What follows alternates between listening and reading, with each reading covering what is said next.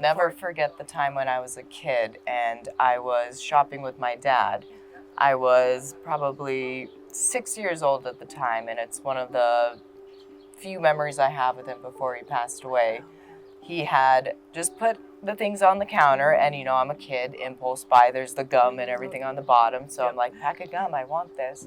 I put it on the counter, and before the clerk, or before my dad could take it back, the clerk had scanned it up and rang up the total, and he didn't have enough for the gum included. So I'm a kid, I'm just like, I can barely even see up there, but I can kind of sense like he changes a little bit. Like I can see like, okay, there's some energy movement. The energy shift, yes. Yeah. And he's just about to turn to me and say like, hey, I can't afford this, like you're not gonna get your gum. But then there's a stranger behind us who he's like, oh no, I've got this. So he pays for the whole thing.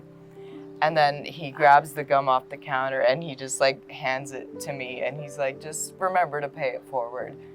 And as a kid at the time, hearing that phrase, pay it forward, I didn't understand it. I was just like, what does that mean? I was just like, thanks for my gum, I guess. And then years later, when I did hear that again and I really learned what that meant, it hit me like a ton of bricks. And I was like, that's what I felt that day, paying it forward. It was almost like that was the Holy Spirit. That was love, like the kindness of a stranger. It is so important. I know I was a single mom for many years, and not the same story, but the boys and I were feeling very low. And so I'm like, let's go and buy some things to give to other people. And so we did. We went. We didn't have anything either, but what little we had, we're like, let's go get some things.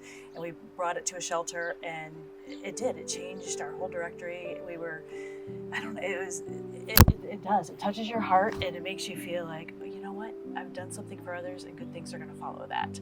So it is very important. Yes. So you want to come see what we do? Yeah, let's see our process. Take a look.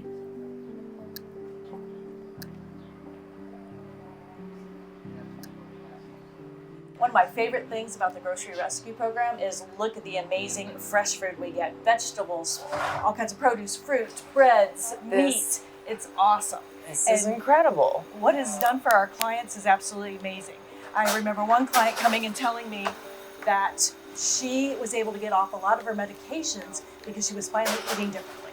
She was no longer eating those preservatives. She had fresh food that she was not able to afford before. It is really expensive to eat healthy. So by being able to provide these things, it does make a game changer for a lot of folks. That's incredible. Yep, thank you. So once we get all the food unloaded, then we go over and they get to sort what we have. So I'll just show you where we're at. Let's go take a look at the sorting. All right, so here we are with some fresh produce about to sort. So the next phase is going through and sorting everything. As you can imagine, being the when the stores do donate these things, they only have a limited shelf life.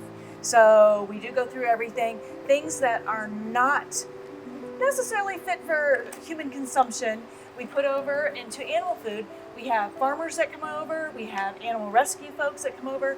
So if it's not for people, we do give it to the animals. We are down to less than 3% waste because of those. That is amazing. It's a good thing. And then we can go over and see what other things that we give out besides food. Okay.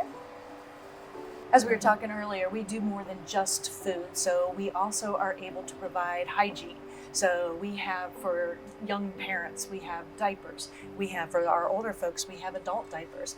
We have hygiene products for young ladies and ladies.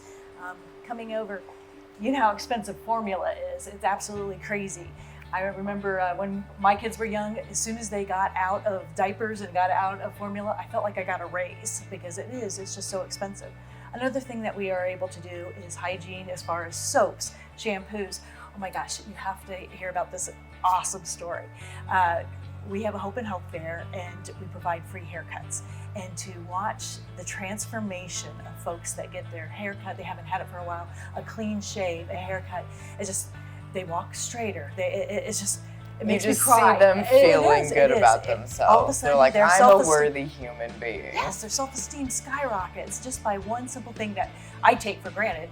going and getting my hair We cut. all do, Yeah. yes. It's So- these little things that we need to be reminded of. Laundry soap, Yeah, we right. can just go right away. Like, oh, my shirt Shirt's kind of stinks. I can wash that off. Right. Some people, they have to be wearing the same garment Over and over every again. day. And some people can go get new clothes, and so they don't, because the laundry soap is so expensive, they'd rather go and get new clothes or Fast from- fashion. Go Yeah, buy something. something new. Donate it. Yes. Right. So it is amazing that these little things can just change a person's perspective. So we also have Caring Corps is one of our great partners, and our largest growing demographic is those that are 55 plus. Okay. 44% of our folks are in that bracket. You wouldn't think about it, but if you are on a fixed income and the economy is changing like it is, you may not have prepared for this. So one of the things we do provide are things like protein mixes. It's simple things like My Pop-Top. dad lived off of I those know. Ensure drinks. These small cans that are Pop-Top. If you are a child, or if you are homeless, or if you're a senior, a Pop-Top can it's too hard to use those. Have you ever tried? I mean, I hate the can openers. I never get it like right. the army Yeah, ones, they you're spill just, all I over don't the know. place. Yeah. But when people donate things, I always say, because you don't think about it, you go to Costco and you're like, oh, I'm going to get the biggest thing possible. But a lot of our folks they don't have storage. If they're homeless, you're not going to have a big old can of peanut butter or whatever. So we often ask people to buy individual size, think about the Pop-Tops, because it really does. It helps those folks just get... Just makes it that bit Yeah. more easier. Exactly. So, Caring Corps packs boxes for our folks. If they are homebound, they deliver Meals on Wheels, and we pack up boxes of food for them. If they can't get to it, or those that don't drive anymore but can still are mobile, they will bring them here so they get to shop, so they have that feeling of normalcy. And it has been so much fun to watch them come in. A lot of them, they don't want to cook for themselves. So they're like, oh, I just had cheese and crackers last night. But because I came here, I now had the fresh produce, I had a meal. And it's changed their lives. I remember one of our folks, it was one of my friends, and her mom came for the first time, and she was really embarrassed to have to do that. But it is humbling to come here. But she was just beaming afterwards, and I saw her at my friend's house, and she's like, thank you. Aw. It made my day, because not only did I have my snack, but I got to eat. I had a treat. I had fresh cantaloupe.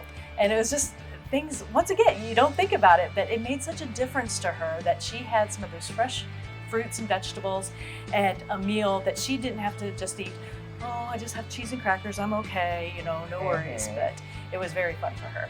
And have you seen her pantry yet? No, let's go take a look. Oh, wow. This, like I said, we have coolers that are stocked with ready-to-eat meals, fresh Salads, delis, vegetables. Absolutely. I see birthday cakes. birthday cakes, very special things. We have a friend of ours. She is 95 and loves to make birthday bags for our clients. No way. So she will have a bag that will have candles in it, cake mix, frosting, just a little treat, and party hats, a blower. And folks that come in that they can't afford to have a party for their child, we give them birthday bags. It's by, a little boy that's 5 and maybe has a 5 candle. And they just light up because they get to do something that is normal, that the kids' friends all get to have a birthday party, but they might not have that. But to have that birthday bag, it just makes that day that much more special. That is incredible how you are still able to provide. Because when people do fall on hardships, that's the first thing that gets sacrificed are Those little extras. yes, but but the that memories. is what matters most. It is. So for you to be able to step in and substitute when they're not able to provide that for their kid, like what parent wants to tell their child, I'm sorry, but I just lost my job. I can't afford to have a birthday cake or buy Right. you presents. It's like, no.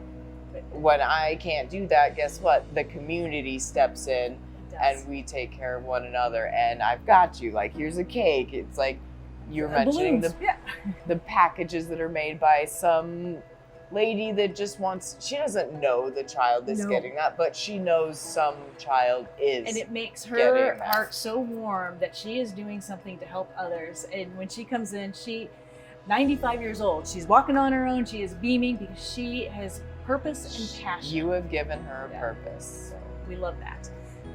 Along with the other things that we have at the Grocery Rescue, we are able to provide things like gluten-free. Gluten-free. I know. Who would have thought, right? We have kosher. We have low sodium. We have low sweets. So this is stuff you would find at Sprouts. Right. This is your everyday food for your everyday quality person. Condiments, it does. And over at the holiday season, we provide turkeys. We provide a fixing bag. So it's a full meal. So they get mashed potatoes, stuffing, gravy, cornbread, along with the turkey. And so it's just one of those things, keeping that tradition alive, having the normalcy that you may not have had. It really, especially if a young kid, all their school mates are talking about, oh, we're going to have this for Thanksgiving. And if they don't have that opportunity, how sad is that? So they feel like they fit in, and it's just that normalcy again. As you'll notice, it is set up like a marketplace. We have shopping carts, and we really want folks to feel like they're at a marketplace. It's almost like protecting their dignity. Absolutely. They don't have to feel ashamed to come here. It's humbling enough to have to come and ask for help. There's so many people that don't want to ask for help. Mm-hmm. We have, I remember a young mother, 4-year-old, and she's like, I've never had to ask for help before. And I was embarrassed. But when I came here, I felt such peace. I could actually breathe again because I didn't have to worry about feeding my daughter anymore. The people that were here helped me. They showed me different recipes. They directed me to the healthy choices or something my daughter might like. And it is adding that dignity. We want to be transformative, not transactional. A lot of places you just give a box of food and say, see you next week. Good luck. I think you mentioned something earlier, how, someone came to find food and they found a friend who was genuinely there for them, asking, but how are you doing today? Exactly. And the bonds that are made between our guests and our volunteers are absolutely amazing. And our volunteers with each other. Our volunteer corps we have a pickleball club, we have a book club, we have a group that goes out to eat every Saturday night. So not only do the guests get that special feeling, the volunteers do too, because it has become an entire community. A community. Yeah, yes. And that's what we're supposed to be. All inclusive. Absolutely. That is what we're supposed to be. That is how we will survive all the craziness that are out there. Is you got to have friends. You got to have socialization. There's doctors' reports that say if you don't have that socialization, that tribe, your health goes crazy. Yeah. We had a sweet lady, Granny, she was affectionately known as, and we were able to help her get hearing aids. No way. Yes, and she came in with tears in her eyes. She heard her dog bark for the first time in 5 years.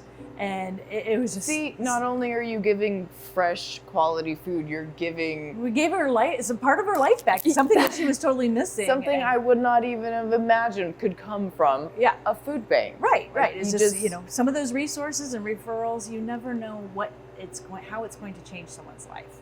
And that's why we're here, to raise awareness and let people know just how much you guys are doing for the community, what you have to give back.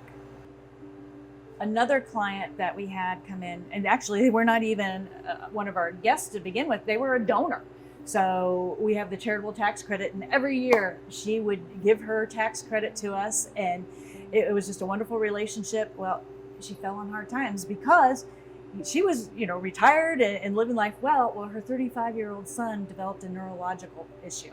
And all of a sudden he had to move home. He couldn't work, he couldn't travel. So it was one of those, oh my goodness, I've never had to ask for help again, but I found myself in this situation. So they came in, we were able to help provide some food for them to help with some of those bills.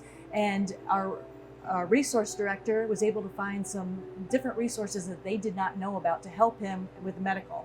So, and they said, once again, treated with respect, with dignity. And I was so embarrassed to have to come in because I was so used to be the one helping others. And now all of a sudden that it's changed, the tide's turned, and I'm the one that's asking for help.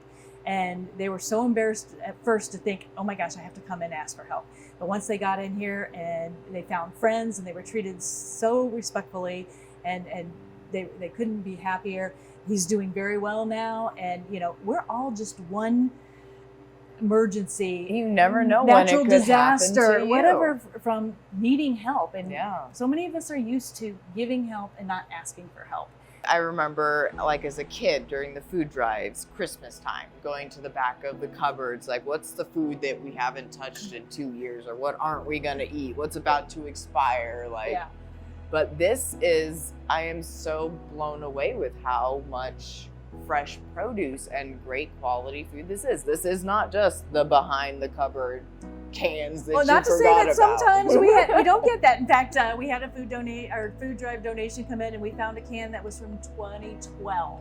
So we do Check call your through pantries. this. Check your pantries. We do go through that and make sure that the food is up to date and is definitely edible, and we don't want to have something that I wouldn't eat. Driving in that quality. Right. There is We're nothing not but going to give out something quality we wouldn't eat food. ourselves. Exactly, yes. But we have amazing donors. In fact, we had a lady who would give her tax credit every year, a wonderful donor. And all of a sudden, her life changed. Her son was diagnosed with a neurological issue. And he had to move back in with her because he couldn't work, he couldn't travel. And that changed her entire life. All of a sudden you're thinking, I'm retired, things are going well. And now I have my child at home with me again. It was not his fault at all. So one of her friends said, you have always given to the food bank. You need to go to the food bank and get something. And so she came in, she's like, I've never asked for help before, but I'm sorry, I need to. And they came in and they were able to shop. They were treated with dignity. She went from being afraid to come in to, you know what? I'm dressing up now because I have friends here. And she would come in with her son, and we were able to find some referral services for him for his condition. And I'm proud to say they're both doing awesome. She came in the other day, gave us a big hug, and things are going so much better. And she's back on the right path, back on to self-sufficiency. But every one of us could have that dip in time where you need a little bit of help, and that's okay. It could happen to anybody. Absolutely, and that's what we're here for as a community, to help lift up those folks when you're feeling a little down. I think there's sometimes a perception that at a food bank, it's folks that come every week and they're lined around the whole building. To be honest, only 8% of our guests come every week. 25% only come 1 or 2 times a year. It's just, I may have had a water heater blow up. I just need help that right at that time, and then I'm okay. Mm-hmm. So it's very interesting to see. When I first started, the perception, I've been blown away myself because it is totally different than what I thought. Yeah. So once again, this has been incredible. And I know a lot of people like to volunteer on the holidays. Yes, we definitely, the holidays are traditionally, everyone, especially Thanksgiving, you're giving back. So you see a lot of that. But you know what? Giving back all year round has that warm feeling as well. That feeling is addicting. Once you've done it once and you have felt how good it feels to enrich someone else's life, you would be amazed how much more fulfilled your own life is at the end of the day. Like, what you get, what is it? What you reap is what you sow. Right. Give kindness, get kindness, love and be loved. What else is the meaning of life, you guys? Like, to love and be loved in return. Paying it forward. Paying it forward. It is really Always special remember feeling. to pay it forward.